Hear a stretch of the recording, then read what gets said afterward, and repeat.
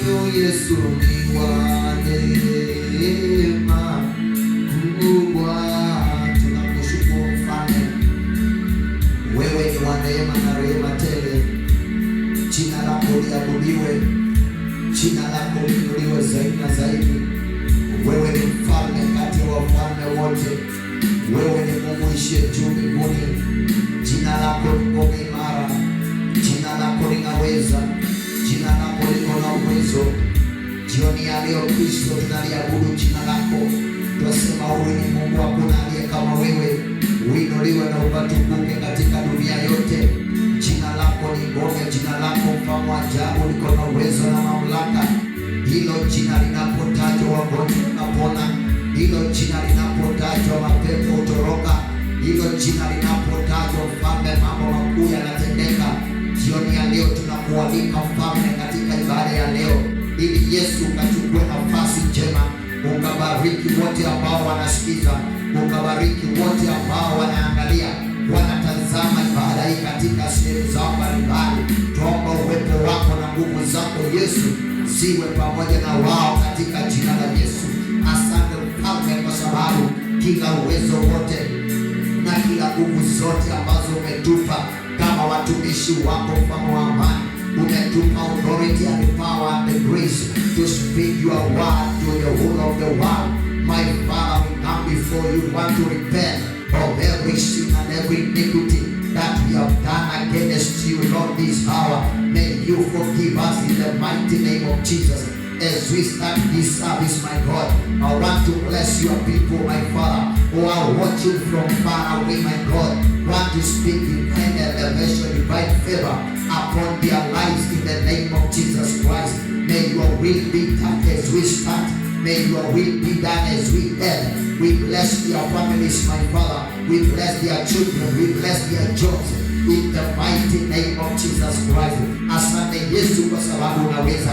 Asante Mfalme kwa sababu umetenda. Kila nguvu za shetani tunazishika mateka, tunazibomoa katika jina la Yesu.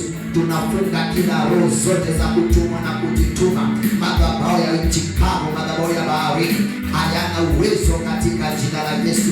Hivi sasa tuandika uwepo wako utawale na jeshi la mbinguni litawale tunapoenda kuanza, katika jina la Baba na Mwana na Roho Mtakatifu tunaomba, na kila mmoja aseme amen. Amen.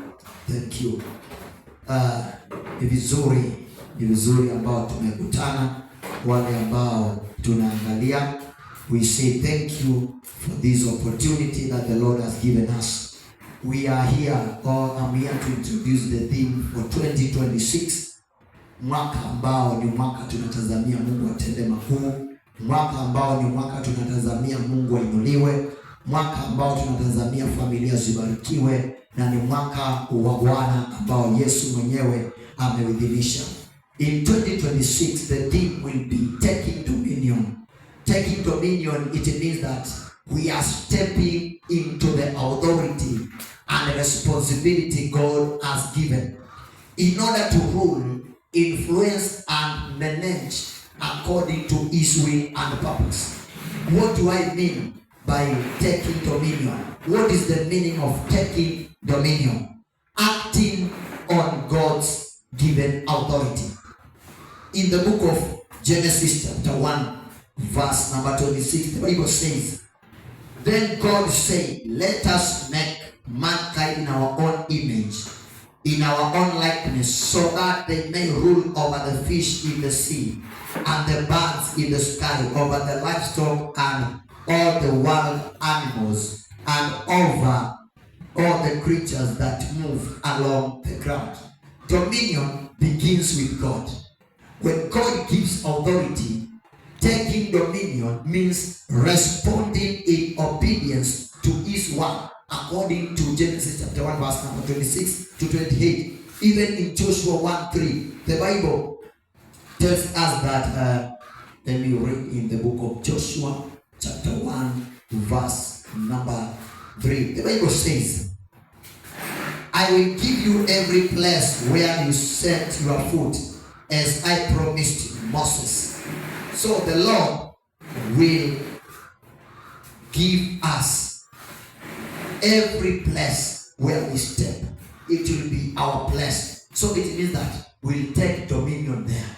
It will be our portion. So it is possessing that place. Then, what does it mean to take dominion? Number 2, possessing what God has promised. Taking dominion involves moving from promise to possession. God gives, but His people must step forward in faith to claim what He has spoken. Kwa hivyo inamaanisha Mungu mwenyewe amepromise. So it is our responsibility to go ahead and possess that the Lord has promised.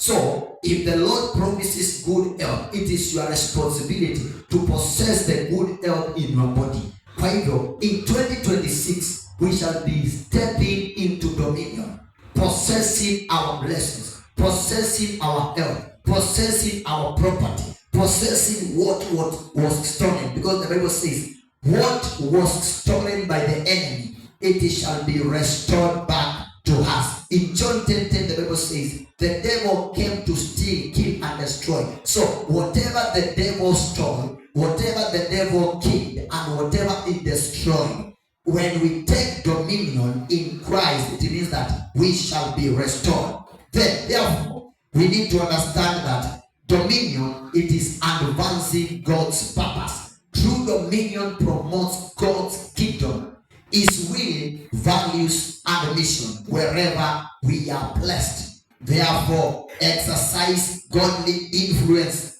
Dominion is the ability to influence people, situations, and environments with righteousness, truth, and justice, not force or pride.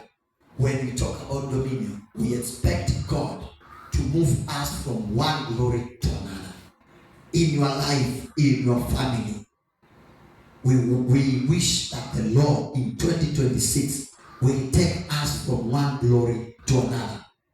Tunaombea familia, tunaombea eneo, tunaombea kijiji, tunaombea nchi ya Kenya, ili Mungu tunapoingia mwaka wa 2026 tuingie mwaka huu na kumiliki kile ambacho ni chetu, kwa sababu baba yetu alituahidi, na kama alituahidi sharti atatupatia. So the theme for 2026 it is taking dominion. I want to welcome you once more.